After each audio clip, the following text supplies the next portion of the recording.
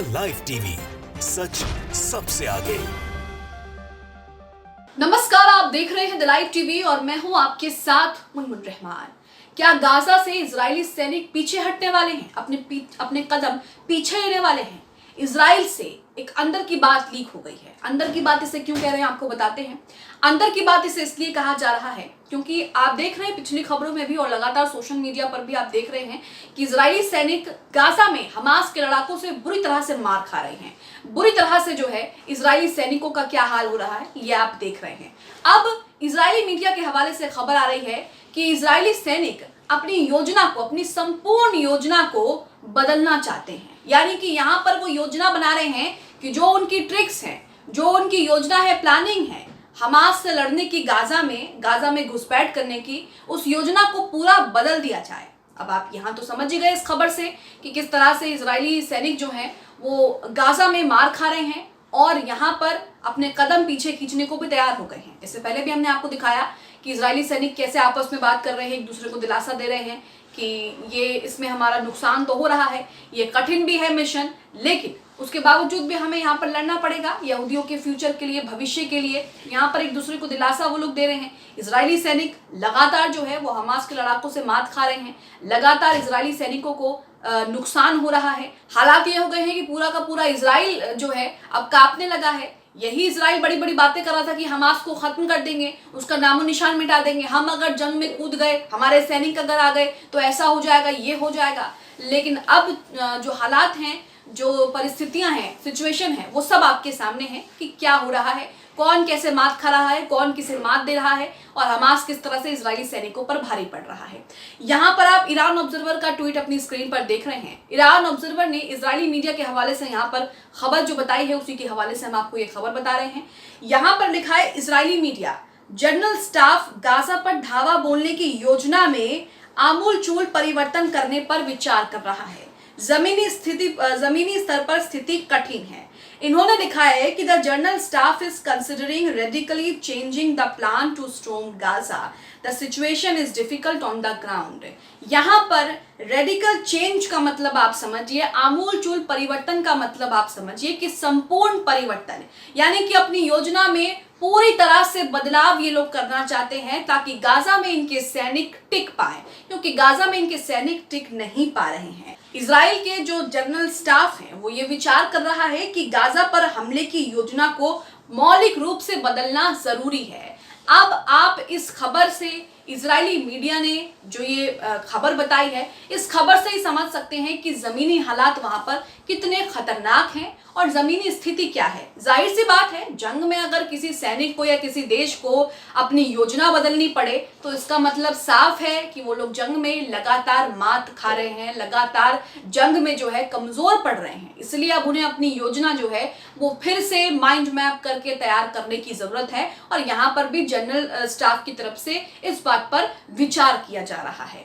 इसी के साथ आपको बता दें कि जब गाजा पर जमीनी ऑपरेशन शुरू हुआ इजराइल की तरफ से, उस वक्त किस तरह से इजराइल ने हमास के लड़ाकों, अल कसम ब्रिगेड के लड़ाकों और गाजा में जो प्रतिरोध बल हैं उनसे यहाँ पर शिकस्त खाई थी। हालांकि पहले इजराइल नहीं मान रहा था, लेकिन बाद में इजराइल के जो चीफ एडवाइजर हैं, मुख्य सलाहकार हैं, उन्होंने ही भंडा फोड़ दिया। उन्होंने ही इस बात को स्वीकार कर लिया कि जब हमारे सैनिक वहां गए तो वो वहां पर से जो है हार कर वापस आए, यानी कि वहां से जो है उन्हें भागना पड़ा। आप अपनी स्क्रीन पर वो ट्वीट भी देख रहे हैं। ये ट्वीट यहाँ पर मंसूर यहाँ पर ट्वीट करते हैं और लिखते हैं कि नेतन्याहू के वरिष्ठ सलाहकार यानी कि चीफ एडवाइजर ने गाजा हमले के प्रयास के दौरान कब्जे वाली सेना के रैंकों के बीच हुए भारी नुकसान और हार के बाद वापसी का मार्ग प्रशस्त किया, यानी कि उन्होंने स्वीकार कर लिया, जिसे रक्षा मंत्री और सैन्य प्रवक्ता भी स्वीकार करते हैं। उनका कहना है कि गाजा में जरूरत से ज्यादा समय तक रहने का हमारा कोई इरादा नहीं है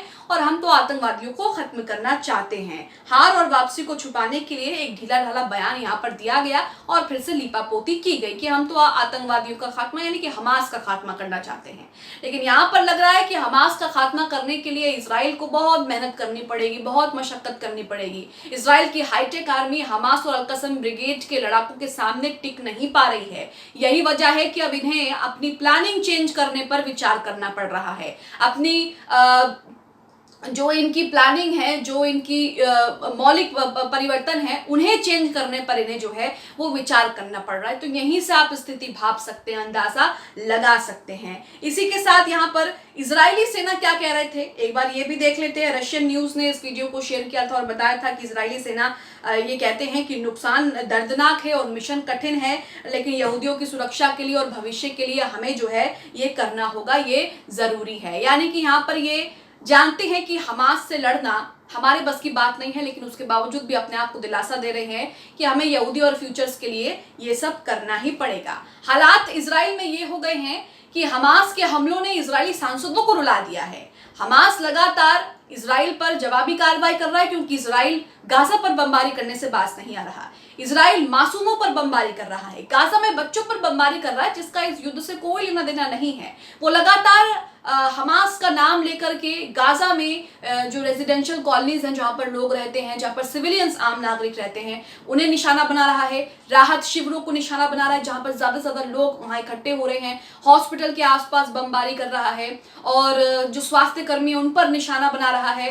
तो इस तरह से जो है वहां पर किस तरह से भूखमरी बमबारी तो हो ही रही है, लेकिन वहां पर इलेक्ट्रिसिटी, लोग पानी के लिए मोहताज हैं, खाना पीना, दाना पानी, लोगों के सरों पर छत नहीं है। किस तरह से इजराइल ने वहां पर लोगों के साथ क्या हाल कर दिया है। तस्वीरें आप देखेंगे तो गाजा के अंदर कुछ भी नहीं बचा, सब कुछ मलबे में तब्दील कर दिया इजराइल ने। और यही वजह है कि हमास लगातार उस पर जवाबी कार्रवाई कर रहा है। लेकिन यहाँ आप देख रहे हैं कि अब इन्हें अपनी पूरी की पूरी योजना बदलने पर विचार करना पड़ रहा है कि भाई हमें अब योजना बदलनी पड़ रही है, क्योंकि हम वहां पर टिक नहीं पा रहे। हमारे टैंक बर्बाद हो रहे हैं, हमारे सैनिक मारे जा रहे हैं और हमारा बहुत नुकसान हो रहा है। और जब ये खबर बाहर आती है, जब ये खबर दूसरे देशों में जाती है, इंटरनेशनल लेवल पर छपती है, तो इनकी और बदनामी होती है, इनकी और थूथू होती है कि ये अपने आप को हाईटेक कहते हैं, सुपर पावर कहते हैं। सुपर पावर अमेरिका भी इनके साथ है, लेकिन उसके बावजूद भी इनका कोई उद्धार नहीं हो रहा, बल्कि ये युद्ध में हमास जैसे संगठन से, जिन्हें ये कुछ मानते ही नहीं है, उस संगठन से लगातार ये जो है मात खाते जा रहे हैं। लगातार उसके सामने जो है इनके पसीने छूट रहे हैं।